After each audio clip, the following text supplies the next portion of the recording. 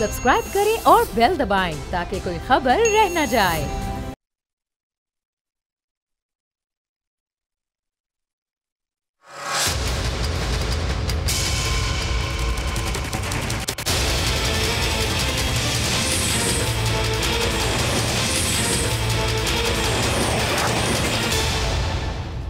बिस्मिल्लाहिर्रहमानिर्रहीम, अस्सलाम वालेकुम। मैं हूं Jasmine Manzoor and welcome to the show. नाजरीन, आज की सबसे बड़ी खबर तो ये है कि एक तफसीली फैसला जारी हो चुका है। फैसला उस केस के हवाले से है जो बहुत अरसे से ज़ेर समात था, उस पर कोई कार्रवाई तो नहीं हो रही थी। इलेक्शन से 4-5 दिन पहले 3 बड़े केसेस में बानी तहरीके इंसाफ को सज़ा 14 साल और आज 7 साल की सज़ा हुई, और सज़ा का ताल्लुक एक ऐसे केस से था जिसका ताल्लुक उनकी ज़ाती और निजी ज़िंदगी यानी कि उनके निकाह से था। और ये एक सियासत के अंदर एक ऐसा मोड़ आ गया है कि जहां पर ये ज़ाती ज़िंदगियों के हवाले से भी ऐसे फैसले आ रहे हैं। इस हवाले से भी हम बात करेंगे। और ये कहा जा रहा है कि जी निकाह इद्दत में इद्दत पूरी नहीं हुई थी, तो इसलिए अब निकाह जायज़ नहीं है, अब वो निकाह ख़त्म हो गया है। तो बुशरा बीबी जो उनकी वाइफ है वो बानी तहरीके इंसाफ की बेगम नहीं रही, अब है नहीं है। ये एक नई बहस मुल्क में छिड़ जाएगी, जाहिर सी बात है, बल्कि छिड़ चुकी है। इलेक्शन से बहुत कम दिन पहले तहरीके इंसाफ के लिए ये एक और बड़ी खबर है और बुरी खबर है। बैरिस्टर गौहर साहब जो कि पाकिस्तान के सीनियर तरीन से भी हैं और तहरीके इंसाफ के सीनियर मेंबर्स में से हैं, उनसे गुफ्तगू करेंगे। बैरिस्टर साहब अस्सलाम वालेकुम। वालेकुम सलाम जी। सलाम जी।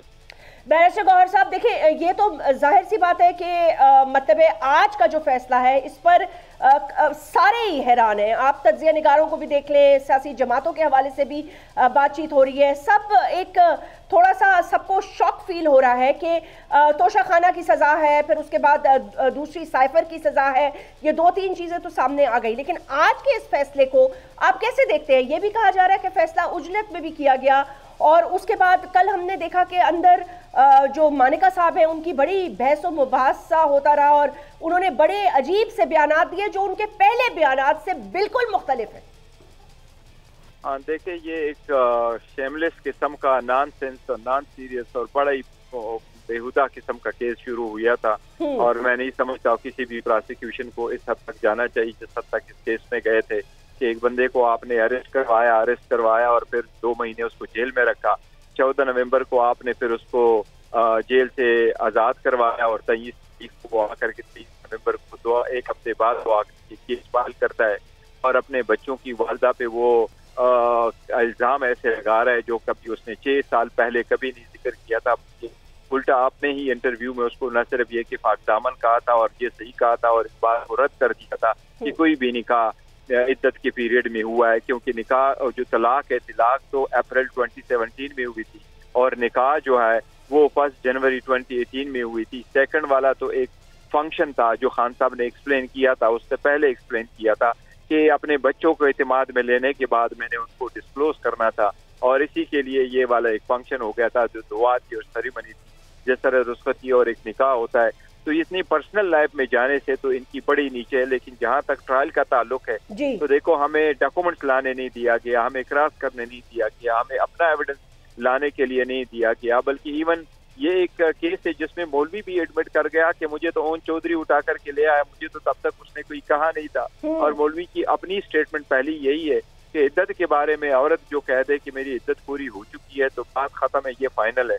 तो ऐसी किस्म की और पहले भी वो इकरार कर चुका है। तो 6 साल बाद एक केस को आपने उठाया है और 6 साल तक आप कुछ भी नहीं कह सके, लेकिन जब आपके खिलाफ पर्चा हो जाता है, आप जेल जाते हैं, तो फिर आप आकर के इस किस्म के इल्जामात लगा रहे हो। लेकिन ये बड़ा ही गलत किस्म का हुआ है, इसे ट्रेंड नहीं होने चाहिए। बाकी ये सारी पॉलिटिकल विक्टिमाइजेशन, बिल्कुल ये तो जाहिर है पॉलिटिकल विक्टिमाइजेशन तो इस मुल्क में आपको पता है कि कब किस तरह किस साथ होती रही है। और देखिए कुछ इल्जामात तो जाहिर है आपकी उस वक्त तो आप शायद पार्टी का हिस्सा नहीं थे, लेकिन पॉलिटिकल विक्टिमाइजेशन कहते हैं तहरीके इंसाफ के ज़माने में बहुत हुई, और जाहिर सी बातें हुई। चले ये एक न्यू लॉ है पॉलिटिकल विक्टिमाइजेशन में। लेकिन मैं एक सवाल ये पूछना चाहती हूँ कि अब एक नई बहस शुरू हो गई है कि क्या निकाह है या निकाह नहीं है। बहरहाल मुझे नहीं पता कि ये बातें हमें करनी चाहिए, ज़ात के हवाले से नहीं करनी चाहिए, क्योंकि अब हम क्या टॉक शोज़ में लोगों की निजी ज़िंदगी के हवाले से ऐसी बातें करेंगे, लेकिन एक बड़ी अदालत का फैसला है। तो अब आपका क्या लाएअमल होगा? क्या आप दीगर कोर्ट्स में इस हवाले से जाएंगे, नहीं जाएंगे, और इससे आपके इंतखाबात पर क्या असर होगा? क्योंकि देखिए, रियासत मदीना की बात करना, ये सारी बातें करना और उसके बाद इस तरह का केस में सजा होना, ये तो बहुत ही ज्यादा मतलब इलेक्शन से पहले एक धचके वाली बात है। देखिए, ये एक ये तो सिर्फ वो कैरेक्टर असैसिनेशन के लिए किया गया है और उसकी वाइफ को साथ मिलाने की कोशिश सिर्फ इसलिए की गई ताकि उनको तोड़े और उन पे प्रेशर डाले, इस पर्पज के लिए। अदरवाइज तो कभी ऐसा करना नहीं चाहिए। जहां तक निकाह का ताल्लुक है तो वो जज ने होल्ड किया हुआ है। जज साहब ने ये फरमाया है कि नहीं, वो निकाह तो सबसिस्ट है और वो कंटिन्यू करता है, निकाह का कोई इशू नहीं, लेकिन ये जो पहला वाला निकाह है उनके मुताबिक तो ये गलत है, लिहाजा जुर्म हुआ है। क्योंकि ये तो जुर्म ऐसा है कि गुज़श्ता 160 ईयर्स में से किसी को इसमें सजा नहीं हुई है, तो इस तरह की पॉलिटिकल विक्टिमाइजेशन है। लेकिन इस केस का ये जरूर है कि देखो, आवाम जान चुकी है और वो देख रही है कि सारे पॉलिटिकल विक्टिमाइजेशन के केसेस है और पॉलिटिकल बुनियादों पर किए गए हैं। और फर्स्ट टाइम न सिर्फ ये कि हमें राइट नहीं दिया जा रहा कि क्रॉस एग्जामिनेशन करे, बल्कि हमारा हक दिफा भी खत्म किया जाता है। और 14 घंटे की हेयरिंग कर दी, ये केस 2 दिन में कंप्लीट हो गया। जज साहब ने 14 घंटे की हेयरिंग कल कर दी थी और हमें सिर्फ 10 मिनट की ब्रेक की इजाजत दे दी थी और हमारी एप्लीकेशन को भी 10 मिनट के अंदर उसने डिसमिस कर दी है। लेकिन अवाम बैरिस्टर, मुझे एक सवाल करना चाहती हूँ। जो बानी तहरीके इंसाफ है, उनकी जो बहनें हैं वो नाला नजर आती हैं, वो उन्होंने बड़ी शिकायत की है। मुझे नहीं पता आपने वो सुनी है बातें या नहीं सुनी। वो ये कह रही हैं कि लॉयर्स कहाँ थे और उन्होंने हमें बड़े सुहाने ख्वाब दिखाए थे और कहा था कि पूरी कैंपेन चलाएंगे और एक दीवार सीसा पिलाई बनकर खड़े हो जाएंगे, हमारे साथ सारी बार एसोसिएशंस हैं। लेकिन उन्होंने कहा, लेकिन मुझे ये नजर आया कि ये सारे इसके बरक्स सिचुएशन थी, लॉयर्स के हाथ में कुछ नहीं था। मैं आपकी तरफ बात नहीं करी, लेकिन एक बयान जो उन्होंने दिया उस पर, और उन्होंने कहा कि केसेस खराब किए और उसके साथ साथ वो अपनी एक पॉलिटिकल कैंपेनिंग में लग गए और उन्होंने हमारे केसेस की तरफ ध्यान भी नहीं दिया।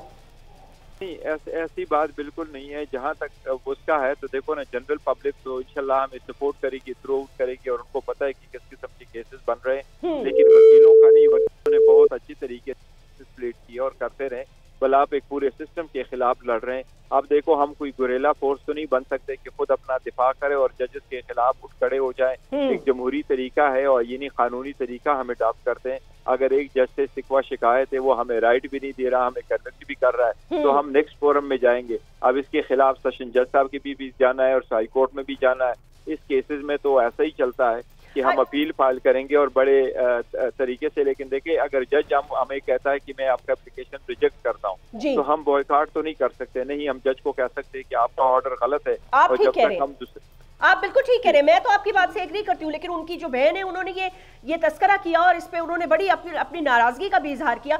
एक ये जो डील की बात चल निकली है बैरिस्टर साहब, ये बड़ी इंपॉर्टेंट बात है। मैं चाहूंगी इस पे अपना मौक़िफ़ दें कि हमें डील पेशकश की गई और हमने डील नहीं ली, और फिर अब बाकी पॉलिटिकल पार्टीज ये कह रही हैं कि अगर आपने डील नहीं ली और आपने डील एक्सेप्ट नहीं की, तो जैसे मरियम साहिबा ने, हालांकि उनकी आपको पता है कि नवाज शरीफ साहब की अहलिया कितनी बीमार थी और किस तरह उनको जेल में इतला दी गई, और फिर जिस तरह के बयानात उस वक्त बानी तहरीक इंसाफ देते रहे कि एसी निकाल लूंगा, ऐसा कर दूंगा, वैसा कर दूंगा, तो बहुत सारी पाकिस्तान की खवातीन जो है, चाहे वो सियासत में हो या ना हो, लेकिन वो जेलों में जाती रही हैं।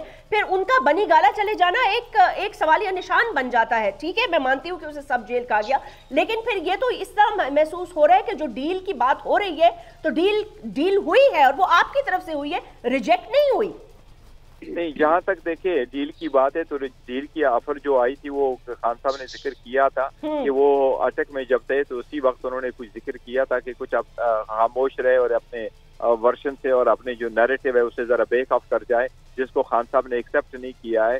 लेकिन बात दरअसल ये है कि जहाँ तक नवाज शरीफ का ताल्लुक है या बीबी का ताल्लुक है कि जी उसको बनीगाला का सब जेल करार दिया गया है, तो नवाज शरीफ अपना पूरा ट्रायल करते रहे। उसको कभी ये शिकवा नहीं हुआ कि मुझे फ्री फेयर ट्रायल नहीं मिला, उसको राइट नहीं मिला कि क्रॉस एग्जामिन करे या वो हक दिफा लाने में कहा राइट उसका हक कर दिया गया, बल्कि वो तो लंदन चले गए जबकि उसका ट्रायल था, उसकी भी इजाजत दी गई। हमें तो इवन नमाज पढ़ने की इजाजत नहीं दी गई थी और जज ने कहा था 10 मिनट की ब्रेक है, आप आ जाए। तो ट्रायल में हमारे साथ तो ऐसा होता रहा। जहाँ तक बनीगाला का सवाल है तो बनीगाला में हमारी मर्जी से नहीं जा चुके, नहीं हमने दरखास्त दी, बल्कि आज भी मैंने प्रेस में भी कहा है कि बेशक आप बनीगाला से बीबी को आप अडियाला जेल लेके आए। बनीगाला में जिनको रखा हुआ है तो तो वो किसकी ख्वाहिश, वो किस तरह फिर बनीगाला सब जेल कैसे करार दे दिया गया? मतलब वो अडियाला से कैसे गई? किसी ने तो ये फैसिलिटेट किया होगा ना। आप समझते हैं क्या आम कैदी या मरियम नवाज शरीफ जब थी तो क्या उन्होंने रिक्वेस्ट ये नहीं की होगी? मतलब वो उनको फिर रायवन को भी फिर सब जेल करार दे दिया जाता।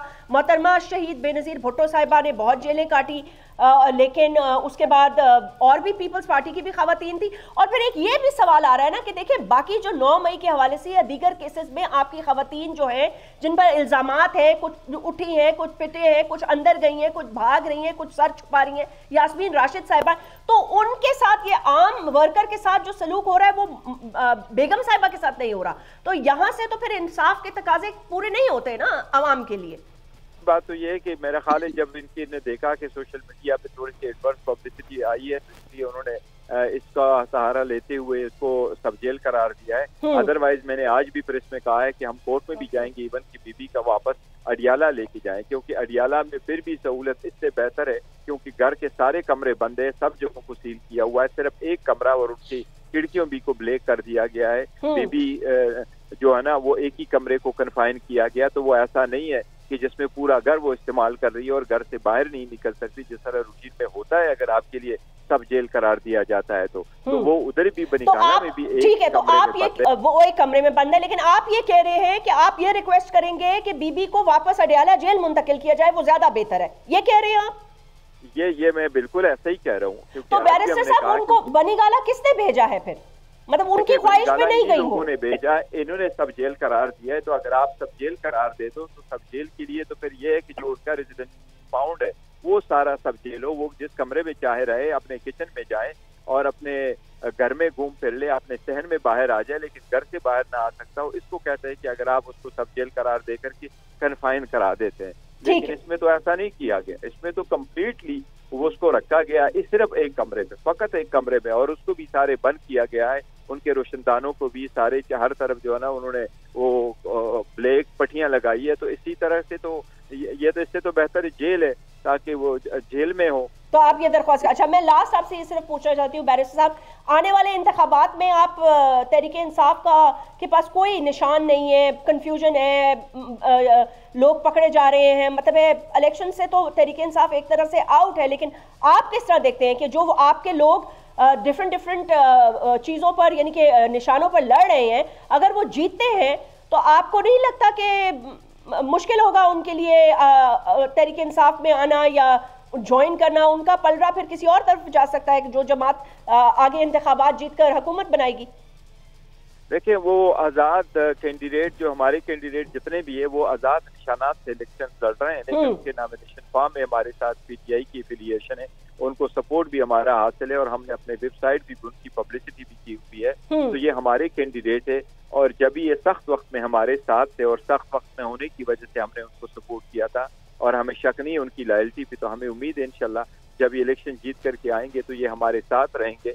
और पब्लिक सेंटिमेंट भी एक चीज होती है, एक परसिस्टेंट, क्योंकि जब ये वापस जाएंगे अपनी कंस्टिट्यूएंसी में और ये कहेंगे कि हम इलेक्ट होके आए थे पीटीआई की सपोर्ट से लेकिन हम किसी और पार्टी को ज्वाइन करते हैं, तो मुझे उम्मीद है वो पब्लिक सेंटिमेंट से ये नहीं जाएंगे, ये हमारे साथ ही रहेंगे। आप अभी भी पूरी उम्मीद है। बहुत बहुत शुक्रिया बैरिस्टर गौहर साहब से हमने खुसूसी गुफ्तगू की 3-4 इम्पोर्टेंट, और उसके बाद उनका मौक़िफ़ लिया। उन्होंने कहा कि जो स्पेशली ये जो अडियाला जेल से बात हो रही है ना कि एक डील हो गई है और डील जो है वो ब्रोकर की है और वो बीबी ने की है, जिसके तहत आगे जाके शायद बानी चेयरमैन तहरीके इंसाफ को भी मार्जिन मिलेगा। लेकिन वो ये कह रहे हैं कि वो तो ये प्ली लेंगे कि वो वापस अडियाला चली जाए। बहरहाल हमें ज्वाइन कर रही हैं सेनेटर सहर कामरान साहिबा, पीपल्स पार्टी की सीनियर रहनुमा हैं, खलील ताहिर सिंधु साहब PMLN के सीनियर मेंबर हैं, साजिद अहमद साहब मुत्तहिदा कौमी मूवमेंट पाकिस्तान से आपका ताल्लुक है, और आप ये भी जानते हैं नाज़रीन कि आजकल पीपल्स पार्टी और मुत्तहिदा कौमी मूवमेंट पाकिस्तान की भी एक अलग टेंशन चल रही है, वो भी एक अलग कहानी है जो आने वाले इंतखाबात में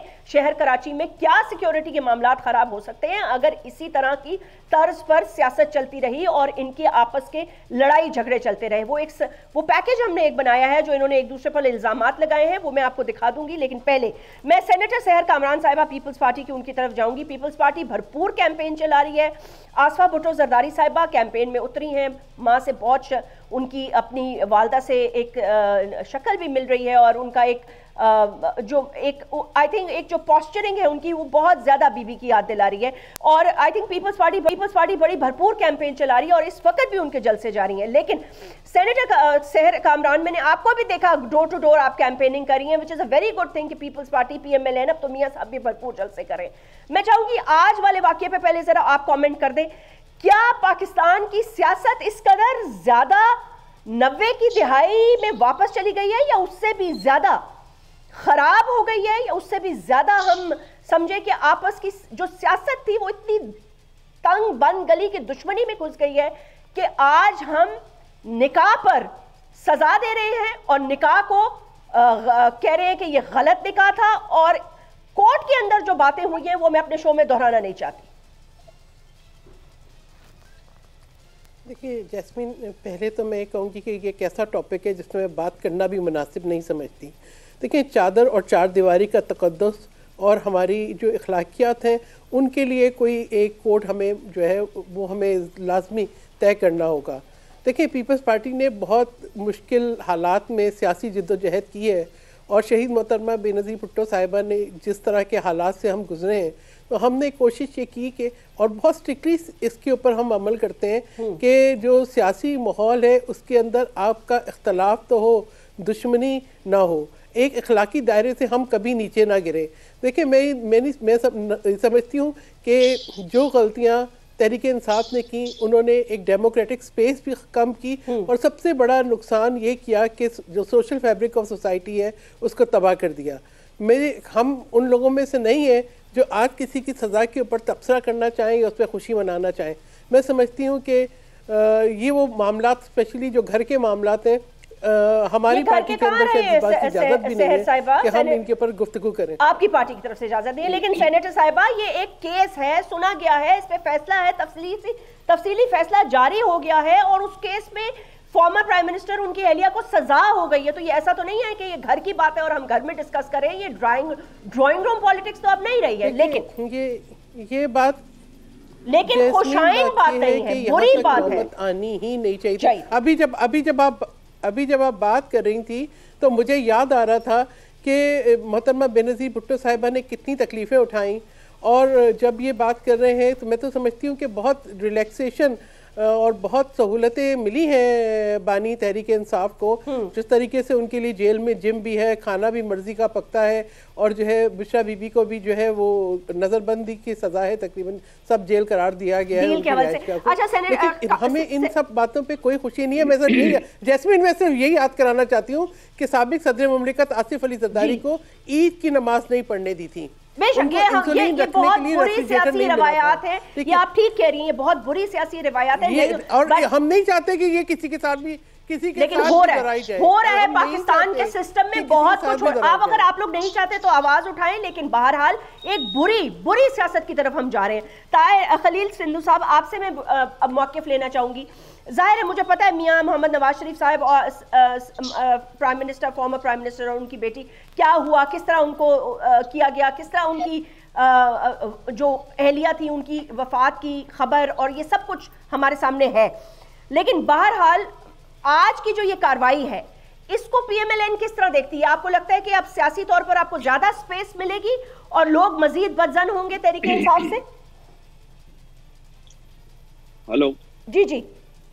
देखिए जैस्मीन, सबसे पहले आपका शुक्रिया, आपके हुक्म पे मैं आया हूँ। मैं जाती तौर पे जिस तरह सहर बहन ने कहा, मैं बिल्कुल उनकी बात को सपोर्ट करता हूँ। इस किस्म का जो कसाफत ज़्यादा माहौल है ये नहीं होना चाहिए। लेकिन आप थोड़ा सा इसके हकायक में जाए कि इसका कौन है, पिटिशनर कौन है, खावर मानिक का। कहते हैं जो हमने पढ़ा है कि मियाँ बीवी एक दूसरे का लिबास होते हैं। सही है, ये लिबास है, इस तरीके से लिबास होते हैं मियाँ बीवी एक दूसरे का। लोग तो लोगों के ऐप पे किसी भी चीज अगर हो भी तो पर्दा डालते हैं। उसका तो अपना हस्बैंड 6 बच्चों का बाप जो है 6 बच्चों की माँ पे इल्जाम लगा रहा है, ये नहीं होना चाहिए था उसको इस चीज को अदालतों में लेकर जाना। मैं जाती तौर पे कह रहा हूँ और किसी सूरत में भी मैं इसको सपोर्ट नहीं करता। लेकिन अभी बैरिस्टर गौहर साहब फरमा रहे थे भी 1 साल उनको नहीं पता पीटीआई के कल्चर का, वो 1 साल पहले पीपल्स पार्टी में थे, अभी बहुत रिसेंट हुआ है और आगे बानी बन गए हैं चेयरमैन। उनको नहीं पता कि ये जो गालम गलोज ब्रिगेड है, आज जाके देखिए अभी आप जरा सोशल मीडिया पे जो सहर बयान फरमा रही थी, ये गंद किसने डाला?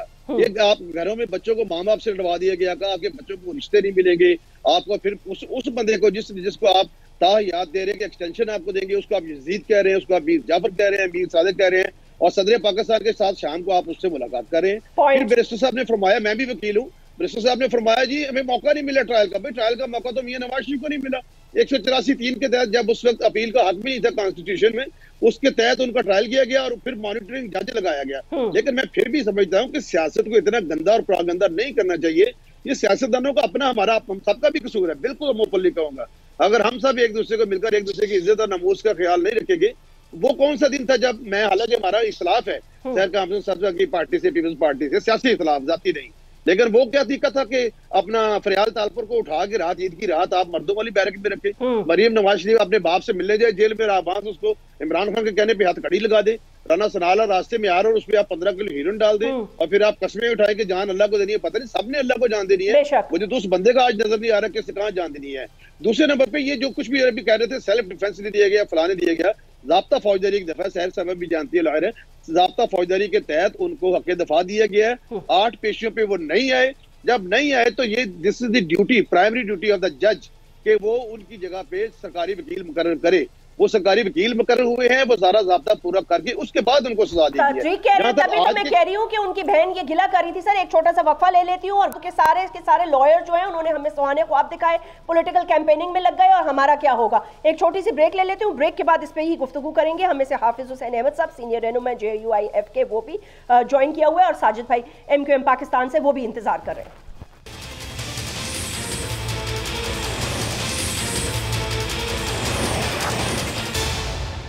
वेलकम बैक नाज़रीन। एक तरफ इंतखाबात हैं और इंतखाबात से पहले बड़े मसाइल हैं, और उसमें से सबसे बड़ा एक और मसला जो इस वक्त उठ के आ रहा है वो ये गुफ्तगू जो मैंने आपको प्रेस क्लिपिंग्स सुनाई हैं। 2 बड़ी पॉलिटिकल पार्टीज कराची में मैदान में उतरने के लिए पूरी तरह तैयार हैं, लेकिन उस मैदान में उतरने से पहले आपस की लड़ाई और आपस की रंजिश, ये बात कहना कि ये पीपल्स पार्टी पैसे देकर गुंडे पाल रही है, MQM पाकिस्तान का इल्ज़ाम, और पीपल्स पार्टी का ये कहना कि MQM पाकिस्तान हमारे कॉर्नर मीटिंग पे फायरिंग कराती है, झगड़े कर रही है, और ये झगड़ा अगर किसी बड़ी लड़ाई में खुदा न खास्ता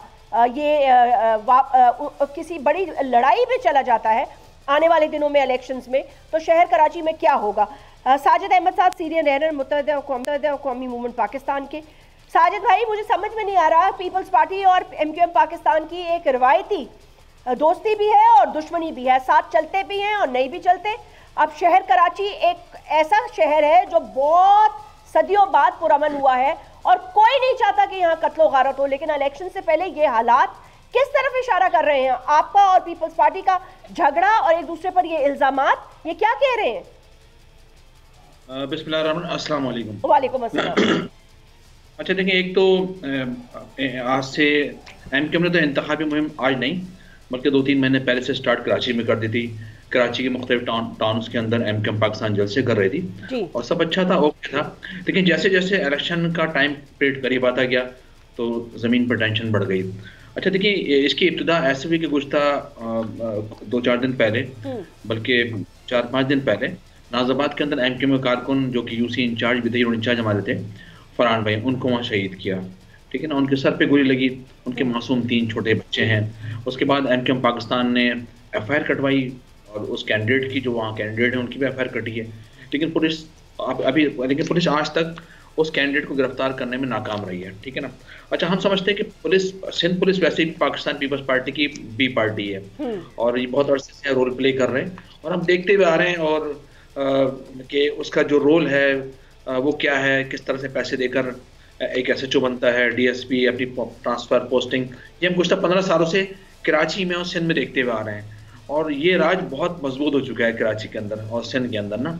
अच्छा देखिए, एक तरफ तो हम चाह रहे हैं कि ये इलेक्शन मुहिम आसानी के साथ पीसफुल अंदाज के अंदर के साथ अपना 9 फरवरी तक हम कंप्लीट कर लें और जिसको वोट दे वो विन करे और आगे जाए असेंबली में जाकर वो कौम का मुकदमा, लोगों का मुकदमा, उनके वसाइल का मुकदमा जाके लड़े, ठीक है ना, और बताए कि भाई हम जीत कर आए हैं, हमारे शहर के, हमारे गांव के, हमारे देहातों के मसाइल को हल करें।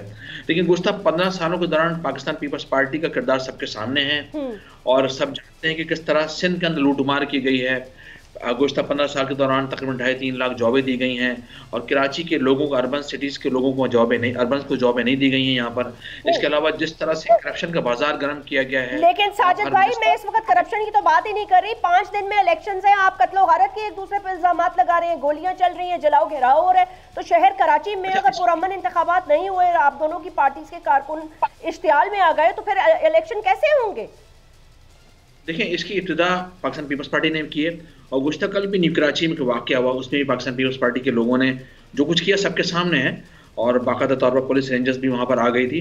अच्छा, ये सबको पता है कि पीपल्स पार्टी ये समझ रही है, वो चाहती ये है कि गुज़श्ता बल्दियाती इंतखाबात में जो MKM ने बाइकाट किया था, उसके सदक़े में जो जमात इस्लामी है, इनको जो भी थोड़ी बहुत सीटें मिली और उसके नतीजे में जिस तरह से इनका मेयर धौंस धांधली की बुनियाद पर अपना मेयर लाने में कामयाब हुए, ये सबको पता है। अच्छा, ये चाहने कि उस किस्त को कंटिन्यू किया जाए और आगे भी हम यही प्रोसेस जारी रखें कि किस तरह से MKM को बैक करें, कॉर्नर करें थ्रू पुलिस और थ्रू दीगर जो सिस्टम इनका है, उस सिस्टम के जरिए हाईजैक करें, ये कहना चाह रहे हैं आप?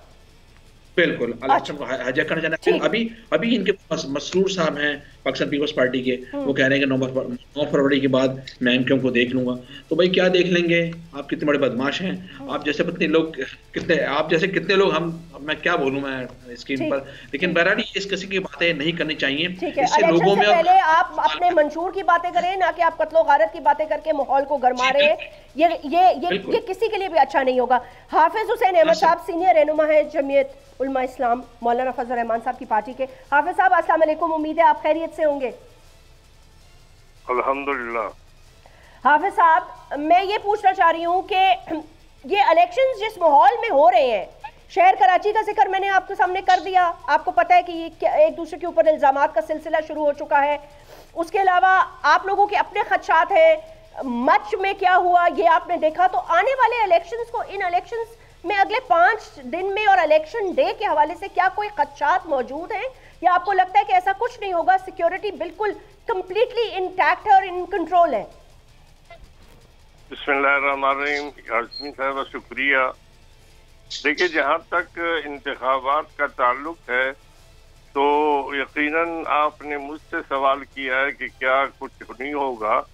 असल में ये सवाल हम निगरान हुकूमत और खुसूसन उनकी वजारत दाखिला से करते रहे हैं, लेकिन वजीर दाखिला ने जनाब उस वक़्त बुख्ती साहब थे, उन्होंने सरफराज बुख्ती साहब जी, उन्होंने हमें एक लेटर भेजा कि मौलाना फजल रहमान साहब और उनके साहबजादे वगैरह आप लोग बाहर ना निकले, आपकी जान को खतरा है। तो हमने फौरी तौर पर इलेक्शन कमीशन से कहा, रुजू किया कि अगर वजारत दाखिला ये कहती है कि आप बाहर ना निकले तो इलेक्शन कैंपेन किस तरह चलाया जाएगा। इस हवाले से हम पे ये इल्जाम लगा कि भाई आप इलेक्शन मुलतवी करें, लेकिन मैं यहाँ बलूचिस्तान में बैठा हुआ हूँ। परसों मैं खुद वहीं पर था, करीबी वहाँ पर एक बम का धमाका हुआ और एक शख्स हलाक हुआ जी। मच और सिब्बी में तकरीबन 4-5 दिन से रेलगाड़ियां बंद थी, रास्ता बंद था, कोई जा नहीं सकता था और पूरे इस तकरीबन 70-80 किलोमीटर के इलाके में जो है वो ऑपरेशन शुरू था। बड़ी मुश्किल के बाद 5 दिन के बाद अब सुना है कि रेलगाड़ियां और रास्ता बहाल हो गया और 24 दहशतगर्द जो है वो भी मारे गए। जी हाँ, और अभी भी मसला ये है कि कलात में कल पीपल्स पार्टी के इंतखाबी दफ्तर पे हमला हुआ, 3 बम धमाका हुआ और इसी तरह तुर्बत में हुआ, सब कुछ ये तो सबके सामने है जी। हम ये समझते हैं कि ये सारी की सारी जिम्मेदारी, क्योंकि सिर्फ पाकिस्तान ही ऐसा मुल्क है कि जहाँ पर इंतखाबात से पहले निगरान हुकूमतें बनती हैं, और सिर्फ निगरान हुकूमत का काम क्या है? निगरान हुकूमत का काम ये नहीं है कि वो निजकारी करे, निगरान हुकूमत का काम ये नहीं है कि वजीर आज़म साहब जो है वो जाकर स्कूल और कॉलेज में जो है लेक्चर दे दे या दीगर ममालिक के दौरे करे वजीर दाखिला। इस वक्त ये सूरत हाल जो सामने आई तो आपने देखा कि वजीर आजम भी बाहर थे और वजीर दाखिला भी बाहर थे, वजीर खारजा भी बाहर थे। तो मैं समझता हूँ कि ये जो जिम्मेदारी है निगरान की, और अगर निगरानी नहीं कर सकते तो फिर ये निगरान हुकूमत जो जिसने अपनी मुद्दत भी पूरी कर ली आईनी तौर पर, न सिर्फ पंजाब, खैबर पख्तूनख्वा और वफाकी सतह पर, बलूचिस्तान की सतह पर, तो इनकी क्या जरूरत है। और अगर हमसे पूछा जाए कि जनाब हमें आप लेटर बैठते कि आप न जाएं, अब इस वक्त के 3-4 दिन रह गए हैं पोलिंग में जी, और जो इलेक्शन कैंपेन बंद होने में, और 8 तारीख को जो है इंतखाबात हैं, और अभी तक वो की जनाब बाहर ना निकले, तो जाहिर है बाहर नहीं निकलेंगे तो फिर वोट का तनासुब क्या होगा।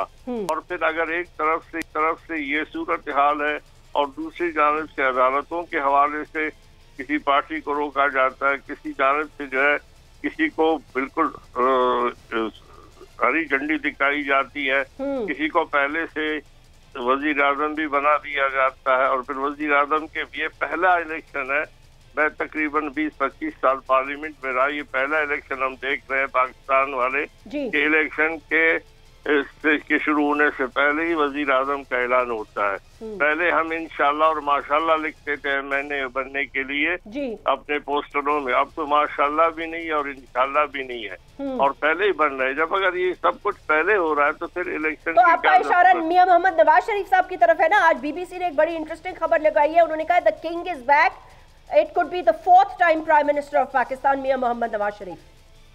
जी, नवाज शरीफ साहब है, बिलावल साहब है, मैं हूँ, आप है। इस वक्त तो वजीर आजम बनने के लिए तो मेरे ख्याल में एक लाइन लगी हुई है। नहीं, मैं नहीं हूँ सर, अल्लाह ना करे, आप हैं, मुझे नहीं पता था। आप भी वजीर आजम बनना चाहते हैं? मेरे ख्याल में अब तो सब सोच रहे हैं कि अगर इलेक्शन के बगैर भी वजीर आजम बना जा सकता है। ये सही कह रहे हैं हाफिज साहब, ये तो फिर आप सही कह रहे हैं। तो फिर मुझे एनडीओ के दिन याद आ गए। फिर तो ठीक है, अगर आप बनना चाहते हैं तो मैं भी आ जाती हूँ लाइन में। फिर सहर ने क्या कसूर किया, ताहिर खलील सिंधु साहब का क्या कसूर है?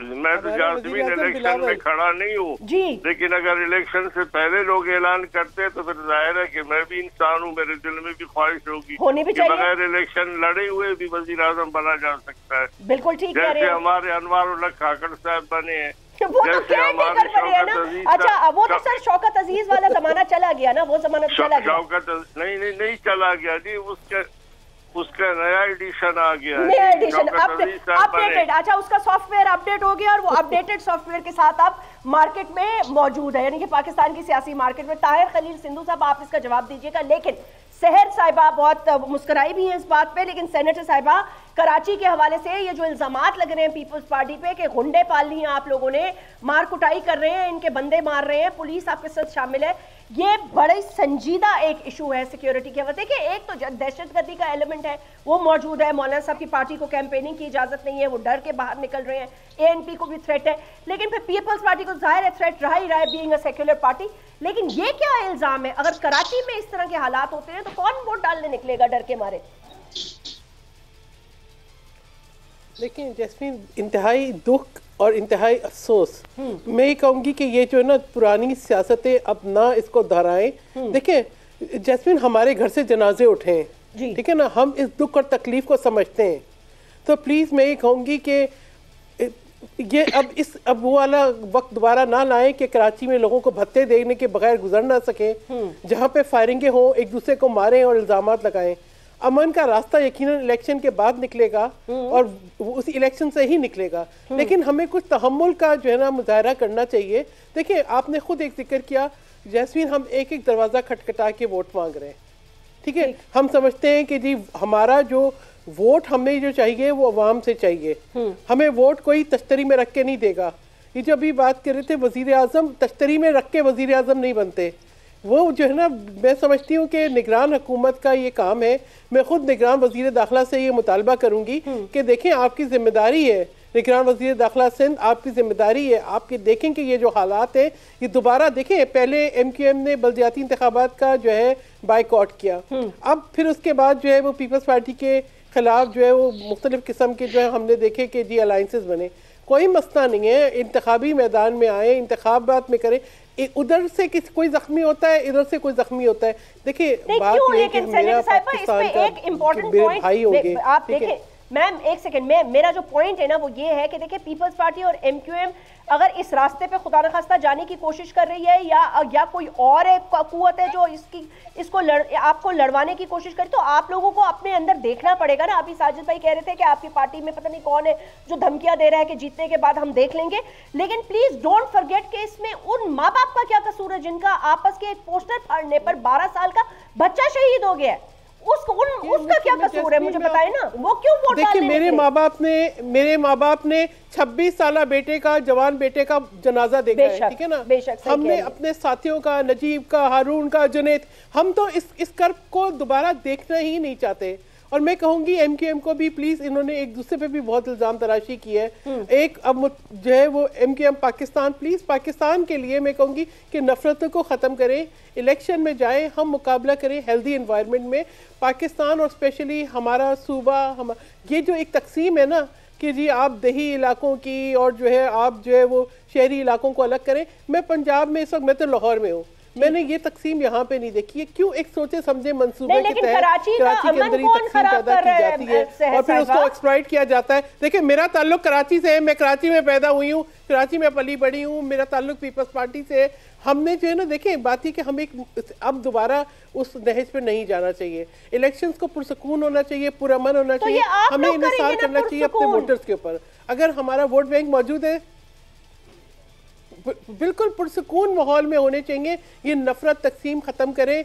देखिए ये जो अब कभी जो है कोई इधर हमला कर दे, कभी उधर, आज जो है पीपल्स पार्टी के 2-3 लोग जो है वो हलाक हुए, ये सब ना करें। ना उधर से कोई लाश गिरनी चाहिए, ना इधर से, ना उधर से कोई जख्मी होना चाहिए, ना इधर से। पुरअमन तरीके से वोट डालें, वोट को ताकत बनाएं, वोट को ताकत, ये नफरतें खत्म कर दें, ना अल्फाजों में भी खत्म कर दें। ताहिर खलील सिंधु साहब, आपने बातें सुनी तो होंगी हाफिज साहब की। बहुत सारे लोगों को ये गिला है, बीबीसी एक ऐसा इदारा है जिसके ऊपर सबकी नजरें होती हैं, और फिर जब ऐसे इदारों से ऐसे इस किस्म के आर्टिकल्स या इस तरह की चीजें आती है ना, तो उसके बाद फिर थोड़ी सी इंडिकेशंस और भी हो जाती हैं। अब मुझे बताएं कितने कंफर्टेबल हैं आप सिंपल मेजॉरिटी के लिए, या उससे ज्यादा, या पंजाब की सूरत है, सब कह रहे हैं कि जी आप लोगों को नवाजी जा रही है 4th टाइम प्राइम मिनिस्टरशिप। नहीं जस्मीन, ऐसी बात नहीं। हाफिज हुसैन मुझसे बहुत काबिल एहतराम है और हमारे कंट्री का कैसेट है। मैं जाती, मेरी दुआ है कि वो खुदा करे वज़ीर-ए-आज़म ना बने, जाती तौर पे कह रहा हूँ, क्योंकि वो हमारे लिए एक बहुत बड़ा सरमाया है। यकीन कीजिए मैं उनकी बहुत इज्जत करता हूँ।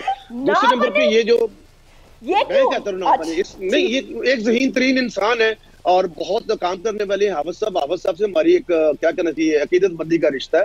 मेरी जाती, मैंने अपनी बात की, वो तो अल्लाह पाक की मर्जी है किसको बनाना है किसको नहीं बनाना। मैं उनको कोई ये नहीं कह रहा कि उनकी मुखालफत कर रहा हूँ। नंबर 2, जो आपने बात अभी फरमाई है, ये एक लफ्ज है यूएनओ में बोला जाता है, मैं जाता हूँ उधर मेंबर हूँ, LMG लाइक माइंडेड ग्रुप। हाफिज साहब हो या कोई भी और भी हो, सबको मिल बैठकर एक लाइक माइंडेड ग्रुप जो है, अभी भी कोई कुछ नहीं बिगड़ा।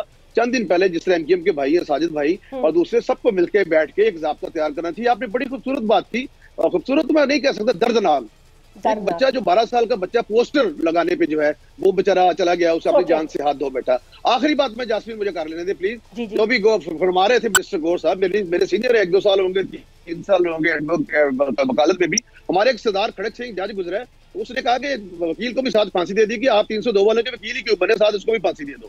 तो ये पहली दफा मैंने देखा कि ये जेल से लोगों को अपना हाउस से अरेस्ट करने से जेल में ला रहे हैं। हम कोशिश करते हैं कि जेल से लोगों को बाहर निकाला जाए, तो ये होगा पीटीआई के हाल आगे जो भी होना चाहिए। आप खुद देख रहे हैं कि उनके वकील क्या कर रहे हैं। ये मेरे लिए भी बड़ी हैरान कुन बात थी, लेकिन उन्होंने कहा जेल में चहलकदमी और चलने फिरने के लिए ज्यादा आसानी होगी। अब चले कर ले, ऐसे जेल में ले जाए उनको, चले सर, उनकी ख्वाहिश है, अब वो जेल जाना चाहते हैं या घर को जेल बनाना चाहते हैं। हमने तो बताया कि जी उस सरदार खड़क सिंह ने उस वकील को भी फांसी दे दी थी।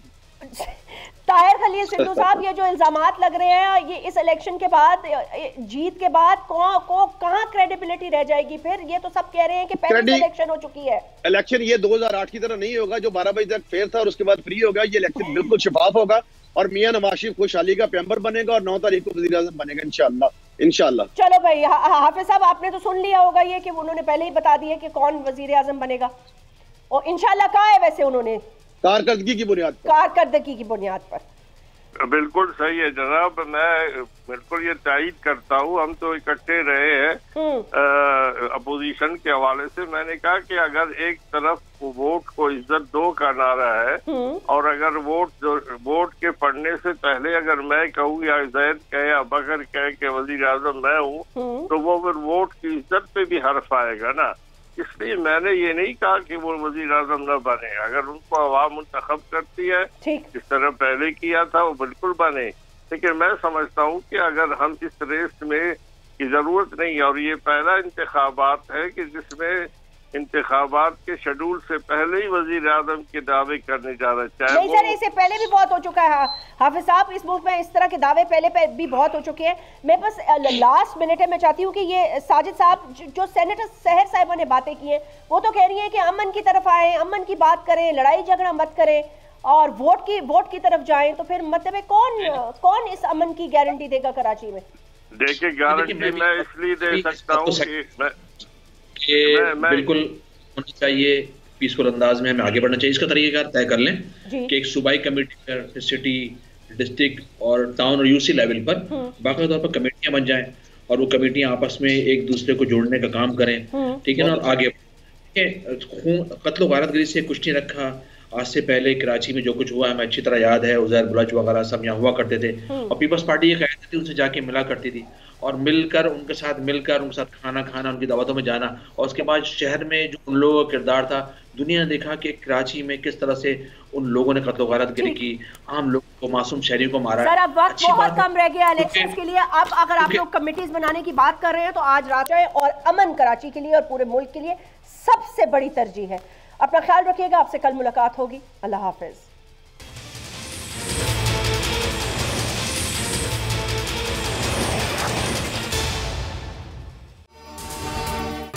अगर ये वीडियो आपको पसंद आई है तो इस चैनल को सब्सक्राइब करें और बेल आइकन को क्लिक करें। सब्सक्राइब करें और बेल दबाएं ताकि कोई खबर रह न जाए।